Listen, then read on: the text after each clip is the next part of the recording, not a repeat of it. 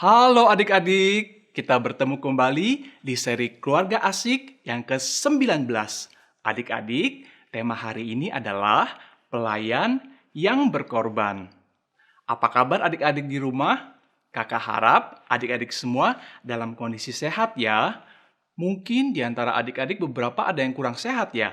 Nanti kita sama-sama berdoa kiranya Tuhan boleh menguatkan setiap kita ya adik-adik. Nah, adik-adik, siapa yang pernah mengukur tingginya langit? Wah, tidak terukur ya adik-adik. Lalu siapa yang pernah mengukur dalamnya laut? Ternyata adik-adik baru 10% saja loh kedalaman laut yang kita ketahui. Selain itu masih banyak yang belum kita ketahui. Kemudian adik-adik siapa yang pernah melihat indahnya pelangi setelah hujan? Wah, beraneka ragam ya warnanya, sangat indah. Kita melihat hal-hal yang di sekitar kita saja sudah membuat kita takjub ya adik-adik. Tapi ada hal loh yang lebih daripada itu. Iya, lebih tinggi dari langit, lebih dalam dari lautan, dan lebih indah daripada pelangi, yaitu kasih Yesus. Yesus sungguh mengasihi kita adik-adik. Ia telah mengasihi kita sejak kita belum ada, kita dirajut di dalam kandungan ibu kita, dan sampai seterusnya. Mari kita bersama-sama mengucap syukur, kita memuji Tuhan setingginya langit.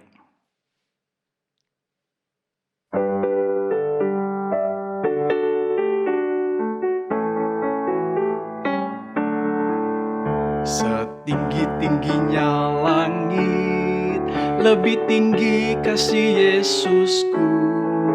Sedalam-dalam lautan, lebih dalam kasih Yesusku. Seindah-indah pelangi, lebih indah kasih Yesusku. Kasih Yesus, oh kasih Yesus, melebihi segalanya. Kasih Yesus, oh kasih Yesus, melebihi segalanya. Tuhan Yesus sungguh mengasihi kita. Mari adik-adik kita sama-sama berdoa. Adik-adik lipat tangan, tutup mata, kita masuk ke dalam doa. Tuhan Yesus, kami mengucap syukur untuk kesempatan hari ini. Tuhan memberikan kami kesempatan mendengarkan firman-Mu melalui seri Keluarga Asik. Tuhan berkati adik-adik di rumah, adik-adik yang dalam kondisi mungkin kurang sehat. Tuhan berikan kekuatan sehingga boleh tetap mendengarkan firman-Mu dengan fokus. Tuhan, kami berdoa menyerahkan apa yang akan kami dengar, kiranya boleh bertumbuh di dalam hati kami, dan itu pun hanya untuk mempermuliakan nama-Mu. Kami sungguh bersyukur Tuhan karena Engkau benar-benar mengasihi kami, sehingga Engkau mati menebus dosa kami. Di dalam nama Tuhan Yesus Kristus kami berdoa dan mengucap syukur. Amin. Adik-adik, hari ini kita akan mendengarkan seri Keluarga Asik yang ke-19, Pelayan yang Berkorban. Apa adik-adik pernah berkorban? Mungkin saat liburan sekolah, adik-adik membantu orang tua, padahal kan sedang libur. Tapi apakah itu termasuk berkorban ya? Karena itu kan merupakan tanggung jawab kita ya adik-adik. Atau mungkin adik-adik pernah berkorban mengerjakan tugas kelompok, tapi adik-adik mengerjakan sendiri tugasnya. Apa itu berkorban yang benar ya adik-adik? Lalu seperti apa ya kalau begitu pelayan yang berkorban yang sesuai dengan kehendak Tuhan?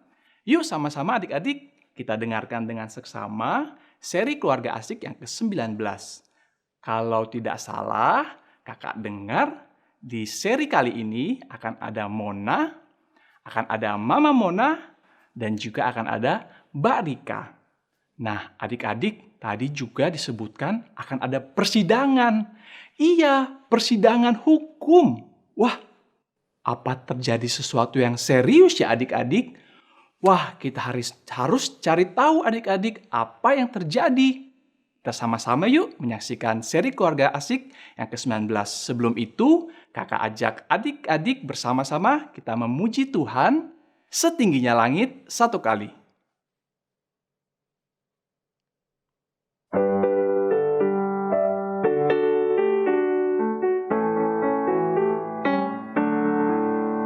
Setinggi-tingginya langit, lebih tinggi kasih Yesusku. Sedalam-dalam lautan, lebih dalam kasih Yesusku. Seindah-indah pelangi, lebih indah kasih Yesusku. Kasih Yesus, oh kasih Yesus, melebihi segalanya. Kasih Yesus, oh kasih Yesus, melebihi segalanya. Selamat menyaksikan seri Keluarga Asik yang ke-19 adik-adik.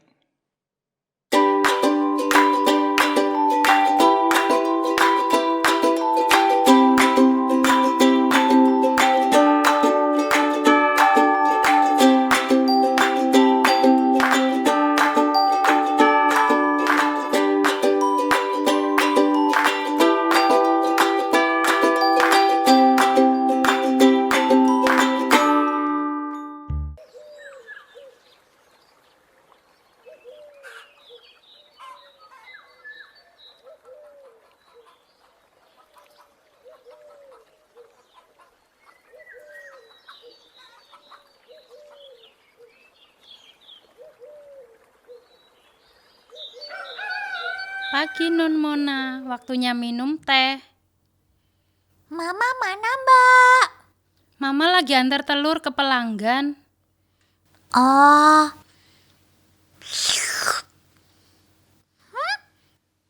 Ini kurang manis. Loh, kurang manis ya Non? Iya, kurang manis. Nggak seperti buatannya Mama. Iya Non, Mbak nggak tahu kesukaan Non. Takut kemanisan. Ya sudahlah. Sekarang Mona lapar nih, Mbak. Mau sarapan. Mana makanannya? Mbak belum masak Non, Mbak masih nunggu mamanya Non.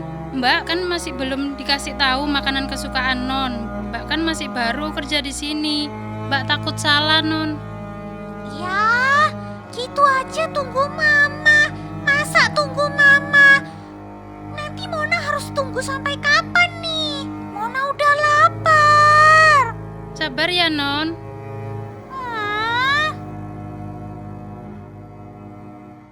Pak Tono sudah bayar telurnya. Terus Ibu Nana belum bayar. Ah, puji Tuhan, penjualan telur hari ini lumayan banyak. Ma. Iya, kenapa Mona? Lihat Mona dong, Ma. Ada apa sih anak mama yang cakep ini? Kok merengut kayak gitu terus? Ah, Mama ini sibuk terus sampai gak ada waktu buat Mona. Lah, kan ada Mbak Rika. Kan mama minta tolong sama Mbak Rika untuk membersihkan rumah, nyiapkan makanan, juga untuk nemenin Mona. Emangnya ada apa? Tapi Mbak Rika itu salah terus, Ma. Tehnya kurang manis, telur ceplongnya terlalu matang. Padahal aku kan sukanya setengah matang, Ma. Belum lagi Mbak Rika salah terus taruh bajunya Mona. Ya, maklum lah. Kan Mbak Rika baru 3 hari bantuin mama di rumah ini. Ya Mona tuntun Mbak Rika lah, biar Mbak Rika tahu keinginannya Mona. Tapi, Ma, Mona kan sudah mulai besar. Rumah kan menjadi tanggung jawab Mona. Bukan semata-mata semuanya hanya kepada Mbak Rika. Di rumah ini, Mona nggak bisa bersikap seperti Ndoro Putri Kraton gitu. Mama ini tidak bisa memahami perasaan Mona. Tuhan, kiranya tolong Mona menjadi anak yang mau memikirkan orang lain, berkorban bagi orang lain, bukan hanya memikirkan diri sendiri. Na na na na na na na na na na na na na na na na na na na. Hari ini Mona mau pergi. pakai baju apa ya? Kalau pakai kalung favoritnya Mona, pasti Mona cantik sekali. Loh, kok kalungnya nggak ada di lemari seperti biasanya sih? Di mana ya? Sebentar, Mona cari-cari dulu. Mana ya? Mana ya? Mana ya? Oh ya, kemarin kan Marika bersih-bersih kamar Mona. Jangan-jangan Marika! Iya, Non, ada apa? Marika, kemarin bersihkan kamar Mona kan? Iya, bener Mbak yang bersihkan. Mana kalungnya Mona? Kalung? Mbak Rika nggak melihat ada kalung di kamarnya Non. Masa kalung punya kaki sendiri sih, Mbak? Mbak Rika jangan cari-cari alasan ya. Sungguh Non, Mbak nggak melihatnya. Masa? Ayo ngaku! Ngaku! Mona akan laporkan ini ke Mama. Biar Mama yang marahin Mbak Rika. Awas ya! Duh Gusti, salah opo aku iki? Urip kok angel men dilakoni. Bu, begini, saya mau minta izin untuk berhenti bekerja saja. Loh, kok mendadak begitu? Ada apa toh? Ayo cerita ke Ibu, Rika. Gimana ya? Kemarin Non Mona bilang kalau saya mengambil kalung yang ada di kamarnya.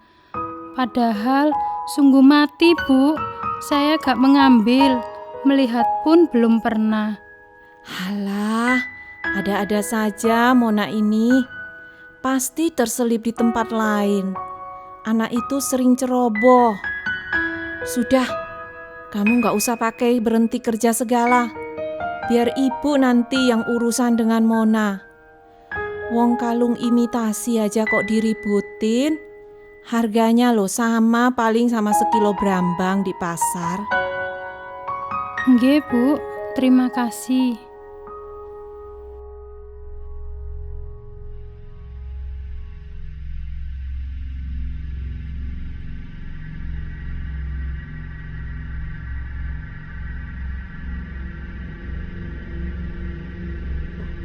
Dipersilahkan kepada pihak pelapor untuk menyampaikan kasusnya. Terima kasih Yang Mulia.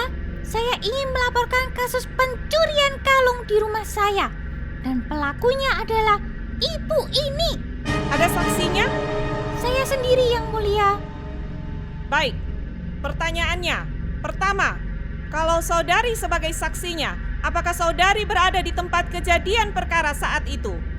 Kedua, apakah saudari mempunyai alat bukti yang cukup untuk membuktikan kalau terdakwa memang pelaku pencurian ini? Saya tidak ada di tempat kejadian perkara Yang Mulia. Dan saya juga tidak punya buktinya. Kalau begitu, saudari telah melakukan fitnah. Tapi Ma, Panggil saya Yang Mulia. Saudari jangan berlaku tidak sopan di depan pengadilan. Baik, karena tidak ada bukti yang cukup, maka pihak terdakwa dibebaskan dari segala tuduhan. Dan sebagai bentuk keadilan terhadap fitnah yang keji ini, saudari pelapor dikenai hukuman ikut melakukan pekerjaan rumah yang biasanya dikerjakan oleh saudari Rika.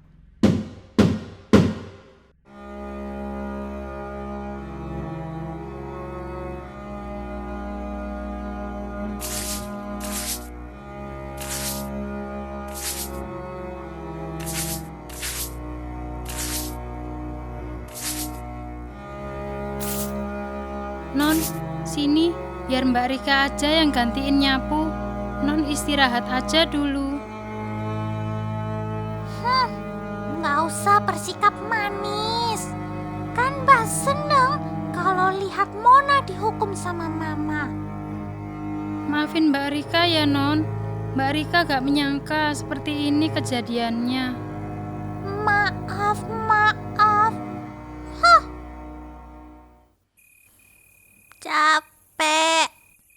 Capek juga mengerjakan pekerjaan rumah.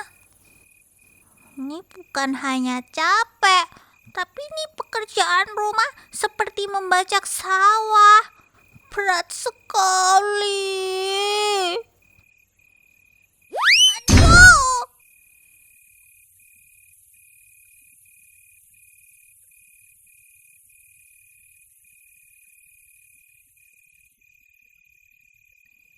Mona terpleset, Mbak. Tapi Mona nggak apa-apa kok.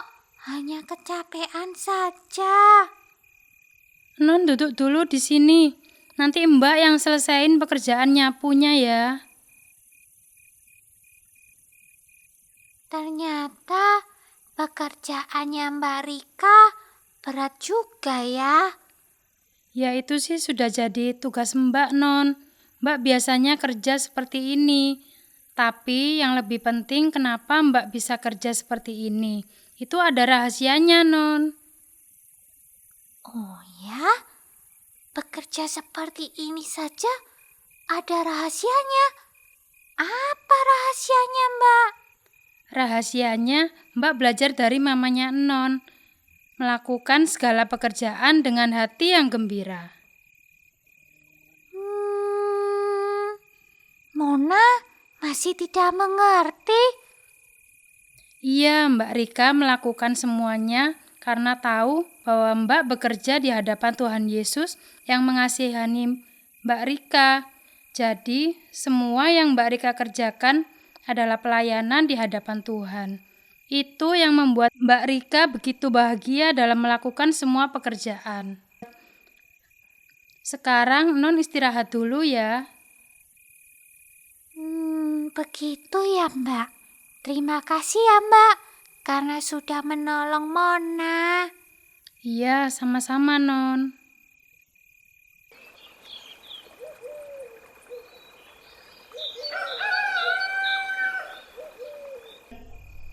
Nyatakan Yesus dalamku.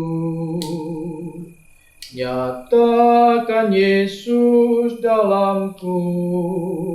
Sampaikan firman dengan hati teguh. Nyatakan Yesus dalamku. Ada Pak Leo. Selamat pagi, Pak. Selamat pagi, Mona. Kok tumben ya Pak Leo ada di rumahnya Mona? Ini Mona, Mama Mona minta tolong Pak Leo untuk betulkan stekernya yang rusak. Oh, begitu. Ya. Mona terlihat baru bangun tidur ini. Loh. Kok tahu sih, Pak? Ya jelaslah, nampak dari wajah Mona kan kalau baru bangun. Iya, Mona kemarin habis kerja bakti. Kerja bakti? Wah, keren sekali loh. Tidak, Pak. Mona kerja bakti karena kemarin dihukum sama Mama. Dihukum sama Mama, memangnya kenapa? Mona menuduh Mbak Rika mencuri. Padahal Mona yang salah. Mona lupa meletakkan barangnya di mana. Jadi Mona sekarang sudah tahu kenapa Mama menghukum Mona. Tahu, Pak? Mona tidak boleh sembarangan memperlakukan orang lain. Betul sekali Mona. Jadi Mona memang tidak boleh memperlakukan orang lain dengan seenaknya sendiri. Bahkan ada yang lebih penting. Mona harus belajar menghargai orang lain juga seperti Mbak Rika yang sudah menolong dan membantu Mona serta Mama Mona. Mona, hari ini itu Pak Leo ingin memberitahukan kepada Mona melalui satu pembicaraan dan cerita tentang pelayan yang berkorban. Ketika Mona mendengar kata pelayan, apa sih yang ada di pikiran Mona?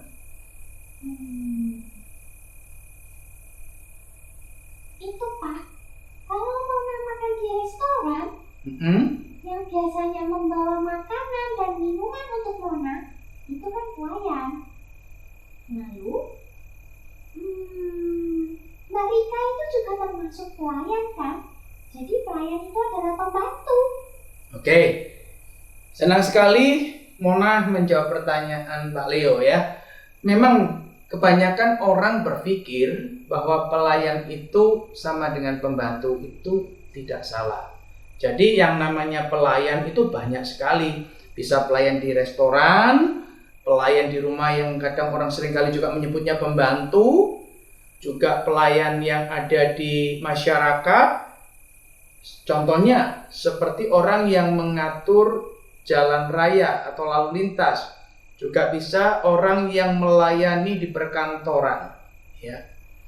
Tetapi seringkali orang itu berpikirnya terlalu jelek terhadap pelayan, seolah-olah yang namanya pelayan itu adalah orang yang hina.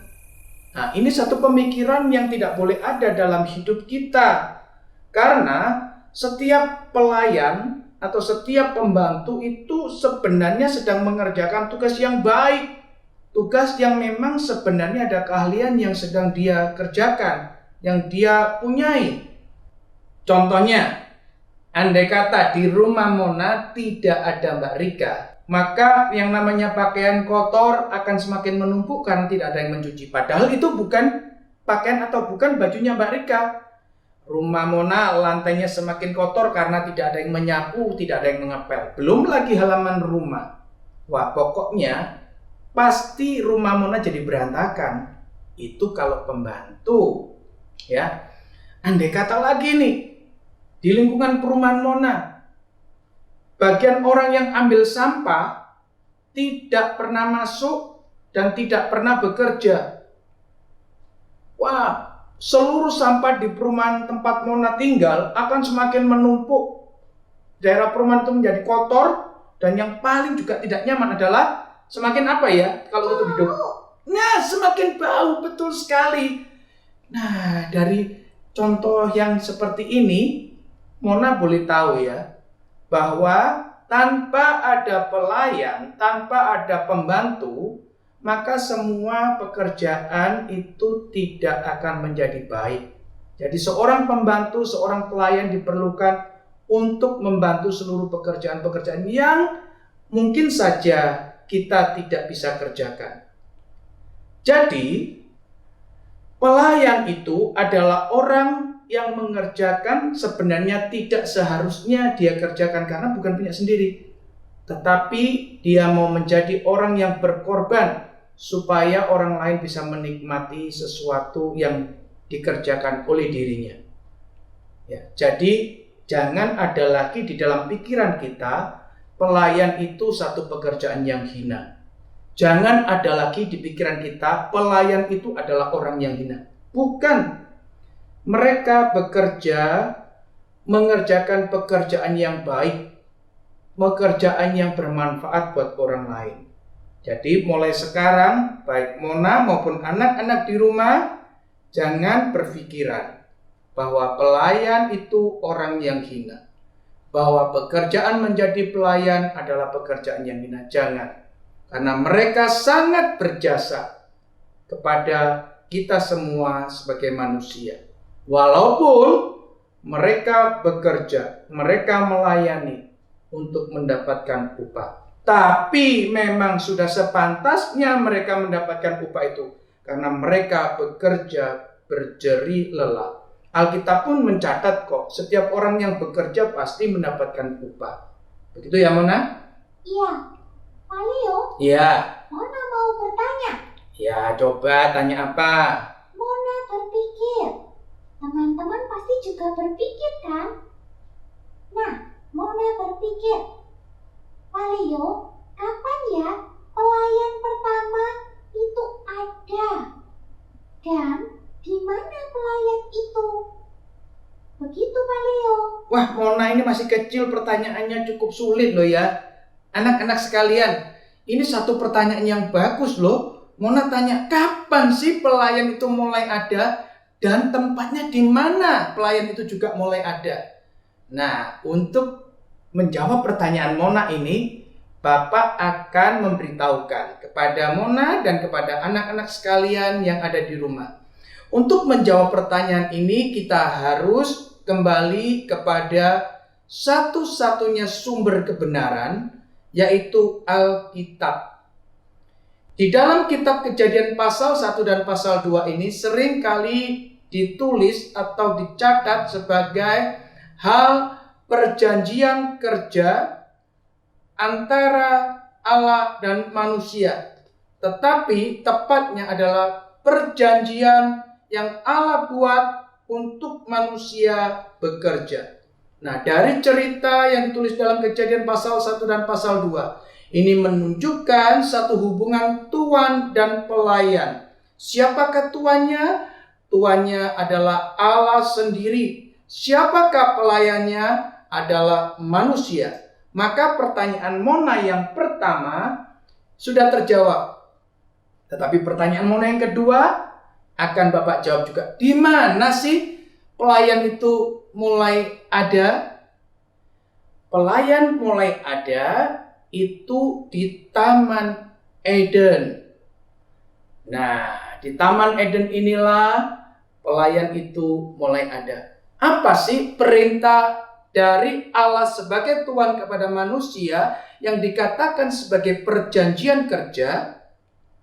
Yang pertama, manusia diminta oleh Allah untuk beranak cucu. Yang kedua, bertambah banyak, memenuhi bumi. Yang ketiga, menaklukkan bumi. Keempat, menguasai seluruh binatang yang ada di udara, di darat, dan di dalam air. Yang berikutnya adalah untuk mengusahakan dan memelihara taman. Nah, untuk mengusahakan dan memelihara taman ini perlu sekali kita simak dengan tepat. Yaitu yang dimaksudkan adalah bahwa manusia diberikan kebebasan untuk menikmati hasil-hasil alam ini, tetapi tidak boleh hanya menikmatinya saja, harus memelihara alam ini supaya terjadi keseimbangan dan kebaikan atas alam ini. Nah, anak-anak sekalian, waktu perjanjian kerja ini diberikan kepada Adam, maka Allah juga memberikan satu tempat yang indah itu yang namanya Eden. Eden itu boleh disebut sebagai tempat yang penuh dengan kesukaan. Dan ingat, di Taman Eden itu sangat indah, lengkap. Karena memang di tamannya itu sangat indah. Bayangkan ya, Adam di situ melihat ada satu sungai yang bercabang 4 yang bisa mengairi seluruh Taman Eden. Artinya Adam tidak terlalu perlu sampai sulit-sulit untuk mengairi seluruh taman. Dan dikatakan juga di situ ada satu sungai yang berlimpah dengan emas. Wah, hebat bukan? Allah sebagai Tuhan tidak memperlakukan Adam sebagai pelayannya dengan semena-mena. Allah memperlakukannya dengan amat layak. Maka Allah memberikan tempat yang indah, tempat yang penuh dengan kesukacitaan. Suatu saat Tuhan memberikan tugas kepada Adam untuk menamai binatang-binatang yang Tuhan ciptakan juga dari debu tanah. Maka Adam menamai satu demi satu binatang itu. Tetapi sekaligus Adam memperhatikan ternyata tidak ada penolong yang sepadan dengan dirinya. Maka Tuhan Allah membentuk Hawa dari tulang rusuk Adam. Maka terjadilah atau terciptalah Hawa yang dibawa kepada Adam sebagai penolong yang sepadan. Adam mengatakan, inilah tulang dari tulangku dan daging dari dagingku. Sungguh luar biasa. Sejak saat itulah Adam tidak lagi hanya melayani Allah sebagai tuannya, tetapi Adam mulai belajar melayani sesamanya manusia. Demikian juga dengan halnya Hawa. Hawa juga belajar melayani Allah sebagai tuannya, dan Hawa juga belajar melayani Adam. Anak-anak sekalian, kita melihat bahwa sejak saat itulah manusia mulai belajar melayani Allah dan sesamanya. Tetapi kalian harus ingat, ketika manusia saling tolong-menolong, maka ada hal yang harus dikorbankan, yaitu kesenangan dirinya. Manusia saling melayani artinya Adam harus belajar membuang kesenangan dirinya untuk melayani Hawa. Hawa pun belajar membuang kesenangan dirinya untuk melayani Adam. Nah, waktu itu Adam dan Hawa belum jatuh dalam dosa. Jadi pelayanan yang dikerjakan adalah hanya saling menolong untuk melayani sesama manusia dan melayani Tuhan Allah. Tidak ada pelayanan dikerjakan untuk membawa orang lain kembali kepada jalan Tuhan. Dari hal ini, anak-anak sekalian, kalian boleh tahu betapa indahnya Tuhan menjadikan manusia sebagai pelayannya. Bagaimana dengan Mona? Mona ingin bertanya, Pak Leo. Ya. Pak Leo, Ya. itu tadi kan Pak Leo bercerita ketika manusia belum berdosa. Ya. Tuhan yang menjadi Tuhan, Mm-mm. lalu Adam dan Hawa yang menjadi pelayannya. Ya. Sekarang Mona mau bertanya. Ketika Adam dan Hawa sudah jatuh di dalam dosa, bagaimana Pak Leo? Apa bedanya dengan sebelum berdosa? Ya. Satu pertanyaan yang bagus juga dari Mona. Pertanyaannya, kalau Adam dan Hawa itu seperti tadi Bapak katakan, sebelum jatuh dalam dosa hanya melayani sesama manusia tanpa pernah punya kemauan untuk membawa manusia yang lain kembali kepada jalan Tuhan. Itu yang pertama. Yang kedua, hanya melayani Allah. Nah, bagaimana setelah Adam dan Hawa jatuh dalam dosa? Maka pelayanan yang dikerjakan oleh manusia adalah pelayanan yang selalu harus bisa menyampaikan satu isi hati Tuhan, yaitu memberitakan tentang kasih Allah sekaligus memberitakan tentang keadilan Allah. Artinya bahwa manusia yang berdosa itu diberikan satu kesempatan melalui kasih Allah supaya kembali kepada Tuhan. Itu kasih Allah. Keadilan Allah lebih berbicara, barang siapa yang tidak mau kembali kepada jalan Tuhan, maka hukuman itu harus diterima oleh setiap manusia.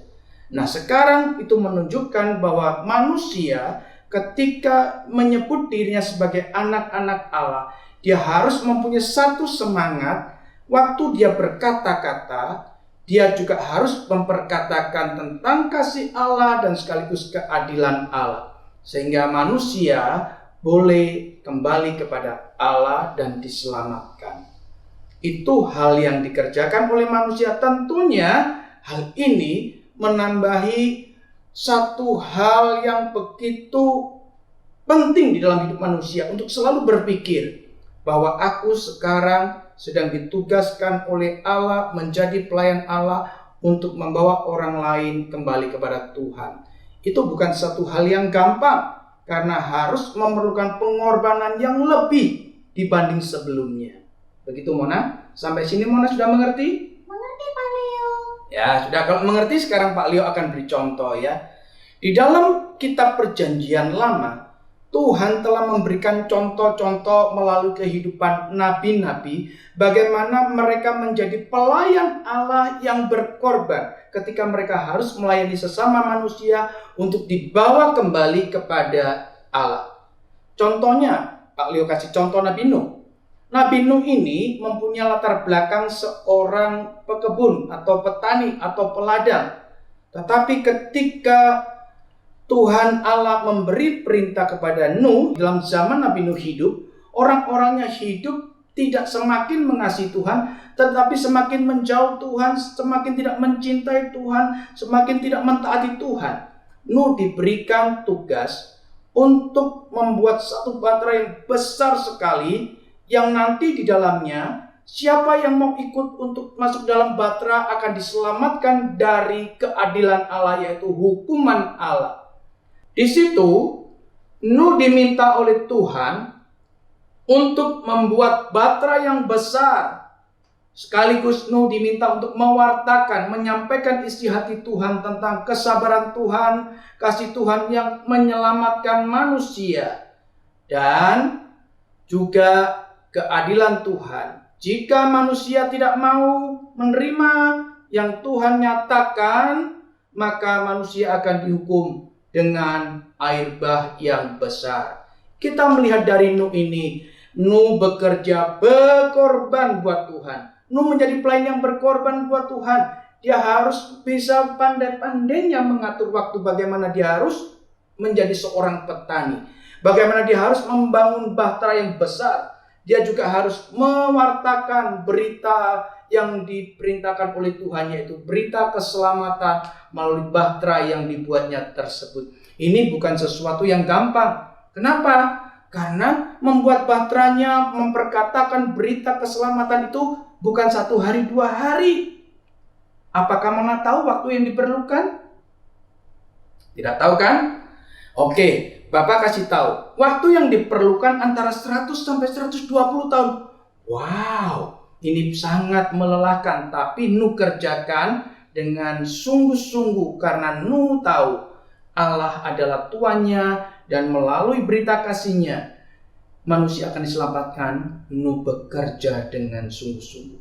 Bagaimana dengan nabi-nabi yang lain? Seperti Musa. Oh sama, Musa juga menjadi pelayan Tuhan yang berkorban. Musa capek sebenarnya memimpin bangsa Israel, tapi karena Musa mencintai Tuhan dengan sungguh-sungguh, dengan segenap hatinya, dan mencintai bangsanya, maka Musa mengerjakan tugas pelayanan yang Tuhan berikan dengan luar biasa. Dengan demikian, baik Musa maupun nabi-nabi di sepanjang perjanjian lama, semua menjadi pelayan-pelayan Tuhan yang berkorban. Nah, bagaimana ya dengan pelayan-pelayan yang ada di dalam perjanjian baru dan zaman kita? Maka Bapak akan memberikan contoh di dalam perjanjian baru.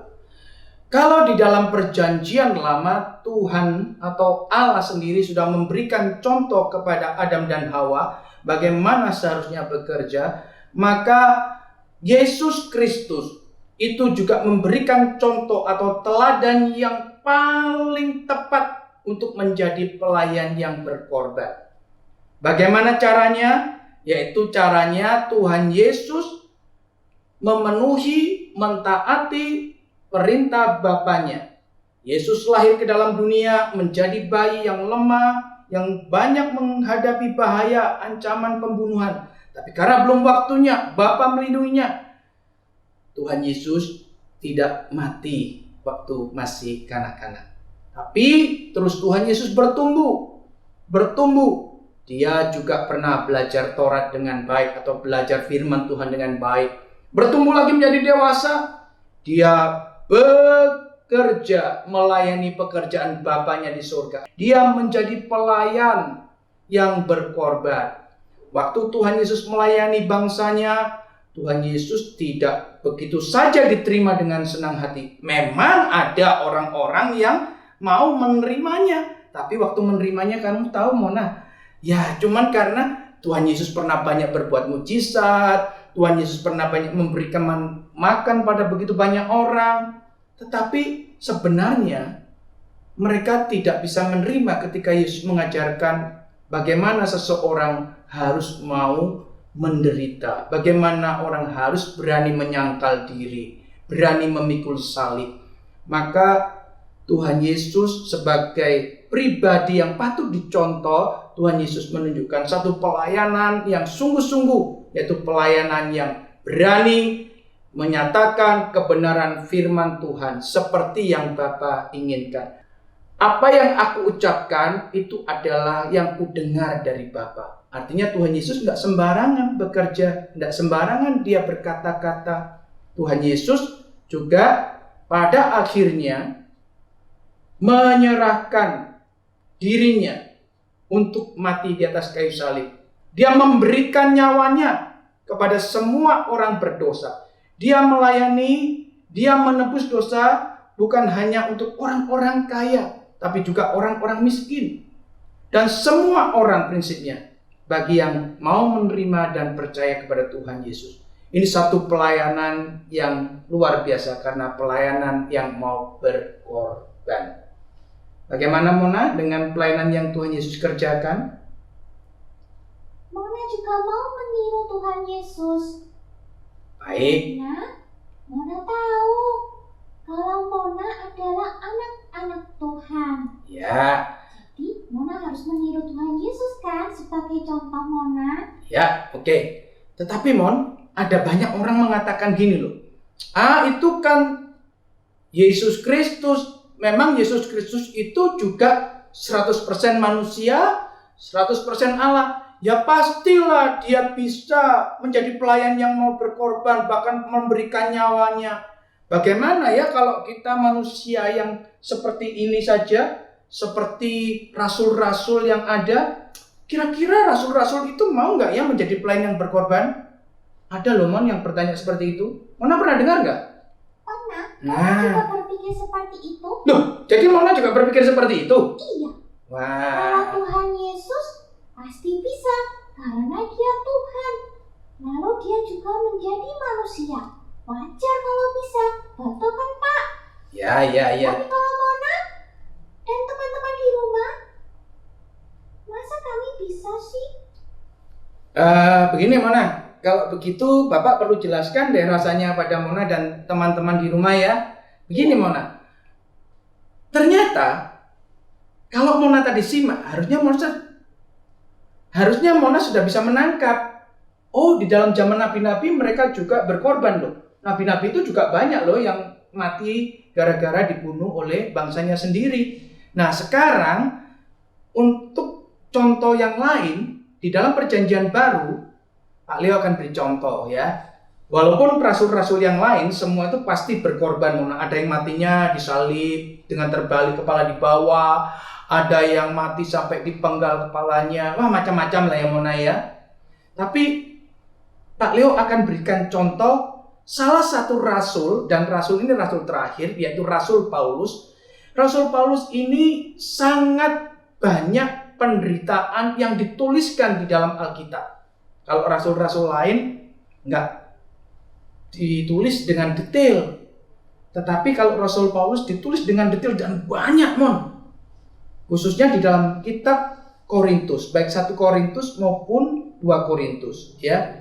Kalau di kitab Korintus itu 1 Korintus pasal 4 ayat 11 itu mulai ada. Kalau di dalam 2 Korintus itu mulai pasal 11 dan pasal 12. Ada satu rasul yang menuliskan seluruh penderitaannya sangat rinci dibandingkan dengan rasul-rasul yang lain, yaitu Rasul Paulus. Rasul Paulus ini sangat banyak menulis penderitaan yang pernah dialaminya. Dia pernah kelaparan, dia pernah mengalami aniaya siksa, dia pernah dipukuli, bahkan diancam dengan pembunuhan, dipenjara, dia pernah dikatakan sampai dengan memakai kata telanjang, tapi bukan tidak berpakaian loh ya. Maksudnya pakaiannya mungkin compang-camping, ya itu saja. Dia juga pernah mengalami yang namanya caci maki, tetapi dia memberkati orang yang mencaci maki. Dia pernah mengalami difitnah, tetapi dia menjawab dengan ramah. Dan waktu dia menjalankan tugas yang Tuhan berikan untuk memberitakan Injil pada bangsa-bangsa yang ada di dunia ini, dia mengalami karam kapal di tengah laut dan terpecah kapalnya. Dia terkatung-katung di tengah lautan. Tentunya Rasul Paulus pasti kedinginan. Apakah Rasul Paulus menyesal dengan semua penderitaan yang pernah dialaminya? Tidak. Rasul Paulus bahkan berkata, "Aku dengan senang dan rela menerima semua penderitaan ini karena aku rindu menyampaikan berita Injil kepada banyak orang.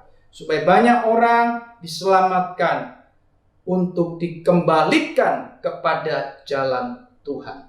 Ini hal yang luar biasa Rasul Paulus kerjakan. Apakah Rasul Paulus mengerjakan ini supaya menjadi dipuji oleh orang? Bukan. Apakah Rasul Paulus mengerjakan ini supaya Rasul Paulus mendapatkan uang yang banyak? Juga bukan. Rasul Paulus mengerjakan ini karena dia sadar Yesus Kristus itulah yang menjadi tuannya.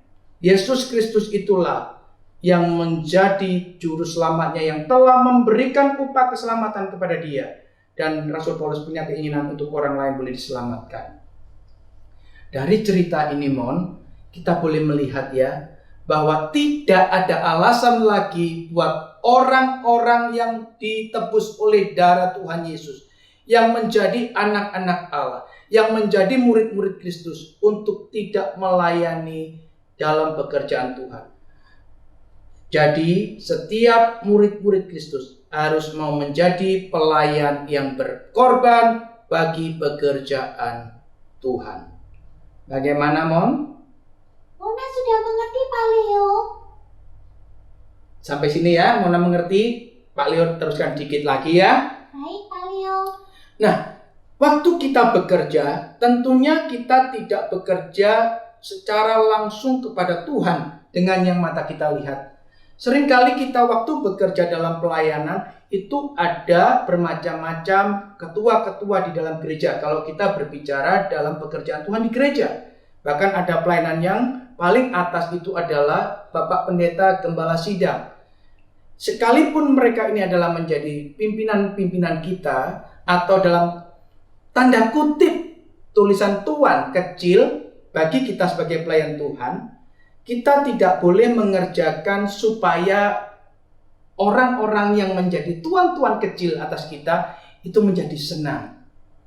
Yang penting adalah kita menyenangkan Tuhan di atas segala Tuhan, yaitu Kristus, supaya Tuhan senang. Kalau Tuhan senang, pasti orang-orang menjadi senang juga. Jangan dibalik, menyenangkan orang dulu baru menyenangkan Tuhan. Itu tidak mungkin. Karena di dalam kitab Kolose pasal 3 ayat 23 mengatakan, apapun yang kamu perbuat, perbuatlah dengan sungguh-sungguh seperti untuk Tuhan, bukan untuk manusia. Karena Tuhan Yesuslah, ayat 24 mengatakan, yang menjadi Tuhan kita.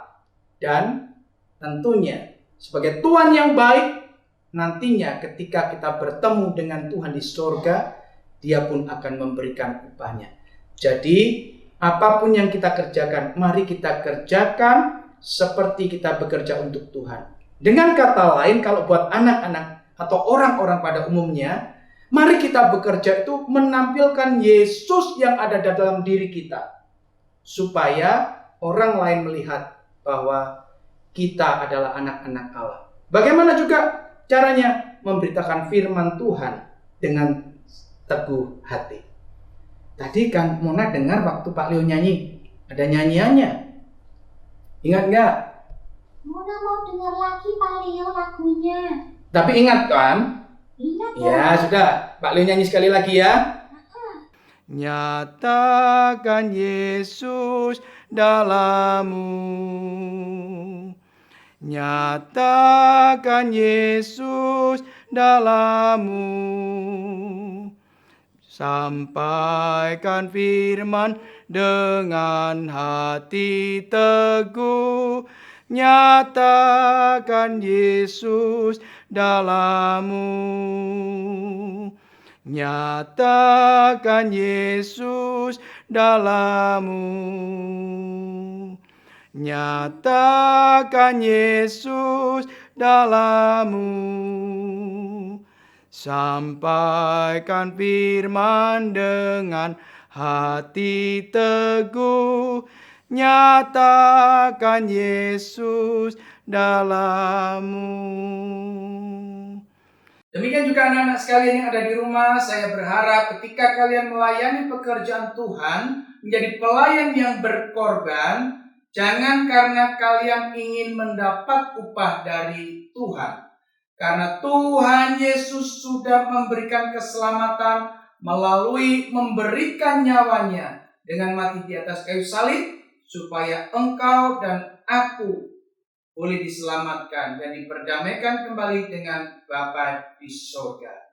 Demikianlah ya anak-anak sekalian, kiranya perbincangan tentang kebenaran firman Tuhan yang bersangkut paut dengan Tuhan di atas segala Tuhan, yaitu Allah, yaitu Yesus Kristus, dengan kita sebagai pelayan, boleh memberkati kita dan terus-menerus membawa kita untuk mengerti apa arti menjadi pelayan yang berkorban. Amin. Mbak, ada yang Mona mau bilang, tapi Mona malu. Sama Mbak Rika kok malu? Ayo ngomong aja, Non. Mona mau minta maaf. Apa yang perlu dimaafin? Kalungnya Mona sudah ketemu. Ternyata ada di tasnya Mona sendiri. Mona yang lupa taruh di mana waktu itu. Maaf ya, Mbak.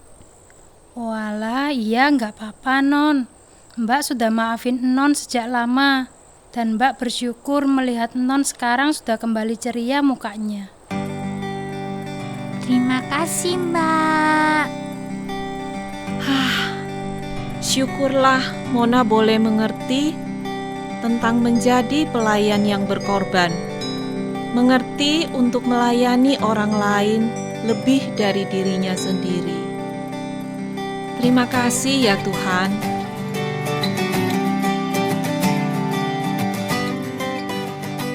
Adik-adik, kita telah sampai pada akhir seri keluarga asik yang ke-19. Semoga firman yang sudah adik-adik dengarkan tidak lewat begitu saja ya, tapi adik-adik boleh pergunakan sehari-hari dalam kehidupan adik-adik.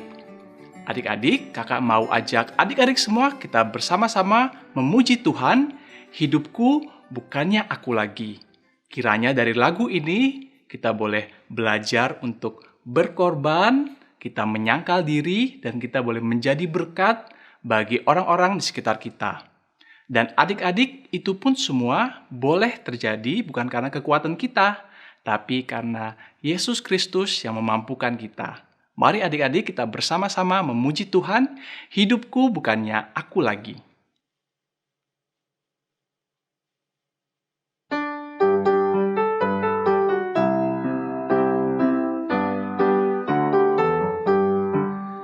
Hidupku bukannya aku lagi, tapi Yesus dalamku.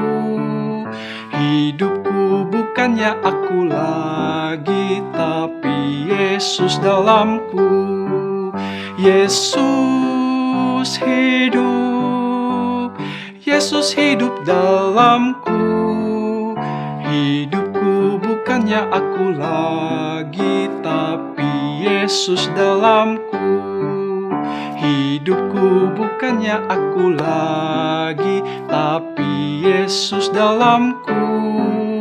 Hidupku bukannya aku lagi, tapi Yesus dalamku. Yesus hidup, Yesus hidup dalamku. Hidupku bukannya aku lagi, tapi Yesus dalamku. Mari adik-adik kita bersama-sama masuk doa penutup. Adik-adik tutup mata, duduk tenang, lipat tangan. Mari kita berdoa. Tuhan, terima kasih untuk pelajaran yang Kau berikan, firman yang Kau wahyukan kepada kami melalui seri keluarga asik. Tuhan kiranya boleh pimpin benih-benih firman ini dalam hati kami, boleh tumbuh Tuhan untuk mempermuliakan nama-Mu. Kami mohon Tuhan yang memampukan kami, karena hidup kami bukannya kami lagi Tuhan, tapi Yesus dalam kami. Dalam nama Tuhan Yesus Kristus kami berdoa dan mengucap syukur. Amin. Adik-adik, besok adalah hari Minggu, hari Sabat. Adik-adik jangan lupa ya, infokan ke papa, mama untuk beribadah. Dan untuk adik-adik sendiri, jangan lupa hadir ya di persekutuan sekolah minggu. Sampai jumpa.